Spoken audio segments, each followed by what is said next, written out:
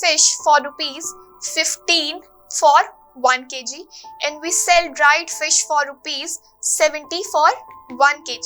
So first is we dry 6 kgs of fresh fish to get dash kgs of dried fish.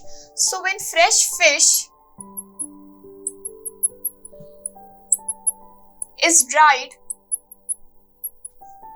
it becomes 1/3 of its weight.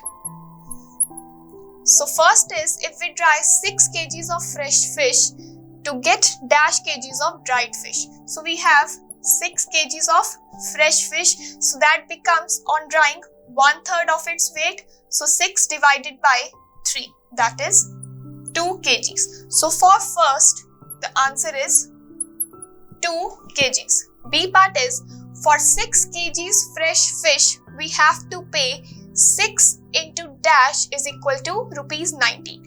So we buy fresh fish for rupees 15 for 1 kg. So for 6 kgs we will buy, B part, this will be 6 into 15 to get rupees 90. C part is we will sell 2 kg dried fish and get dash is equal to dash rupees. So we sell dried fish for rupees 70.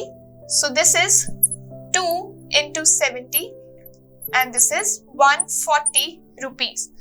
Fourth is if we dry fresh fish, we will earn dash minus 90 is equal to dash rupees. So on subtracting 140 with 90, we will get the answer. So D part is 140 minus 90. So this is on subtracting 140 and 90. So this is rupees 50. So this is answer.